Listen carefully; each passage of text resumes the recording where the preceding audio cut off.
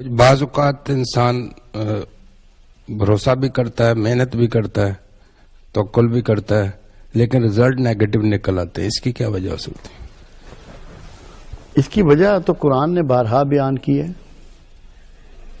اللہ کہتا ہے کہ تو اپنی غلطیوں سے بیمار ہوتا ہے، شفا میں دیتا ہوں. کیونکہ آپ کو علم دیا گیا، آپ دیوار تک دیکھ سکتے ہیں، دیوار کے پیچھے نہیں دیکھ سکتے. وہ جو حادثات آپ کی زندگی میں ساتھ لگے ہوئے ہیں، دیوار کے جو پیچھے چھپا ہوا ہے، اس کو قرآن نے تقدیر کا نام دیا.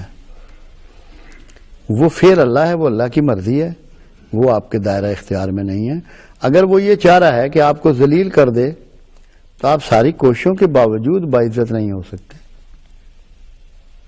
اس کے لیے بھی اس نے راستہ بتایا کہ جب آپ سارے کاموں میں فیل ہوں تو اس کا طریقہ یہ ہے کہ اللہ سے معافی کے خواستگار ہو جائیں کہ کہیں کوئی آپ میں کبر پیدا ہو گیا ہے، کوئی ایسی چیز پیدا ہو گئی ہے جو پروردگار عالم کو ناگوار گزر رہی ہے.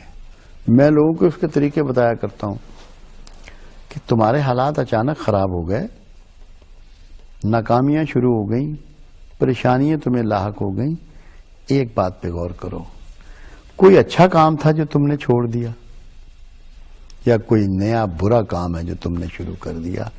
اللہ یہ چاہتا ہے کہ تمہیں اس کا نوٹس دے تاکہ تم اپنے آپ کو ٹھیک کر لو.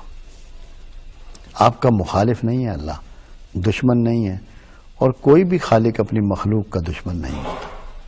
اگر کسی کا ایک شعر ہو نا، اور اگر آپ اس کو بگاڑ کے پڑھیں تو اس کے سینے پہ ایسا لگتا ہے جیسے گھوسا مار دیا. اس کو یہ بات پسند نہیں آتی شاعر کو کہ میرے شعر کو بگاڑ دیا جائے. تو خالق کو یہ بات کیسے پسند آتی ہوگی کہ اس کی مخلوق کو دکھ ہو. اسے ٹریس کرنا پڑے گا، تلاش کرنا پڑے گا، کھوجنا پڑے گا کہ خطا کہاں ہے، غلطی کہاں ہے، بھول کہاں ہے. یہ بہت ضروری ہے.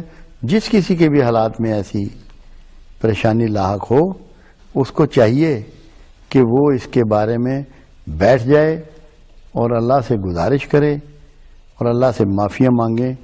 کوئی وجہ نہیں کہ اللہ تبدیل نہ کر دے. وہ اللہ، آپ دیکھیے ذرا بات سمجھیے کہ یونس علیہ السلام کو اللہ نے کہا کہ ان کو بتا دے، اپنی امت کو، اپنی قوم کو، کہ میں ان پہ عذاب بھیجنے والا ہوں. جب انہوں نے بتایا تو پوری قوم سجدے میں گر گئی. اللہ نے عذاب کو ٹال دیا، اناؤنس شدہ عذاب کو.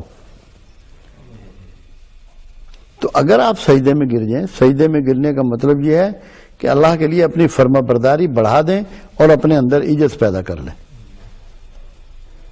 تو آپ کے بگڑے ہوئے حالات سنور جائیں گے.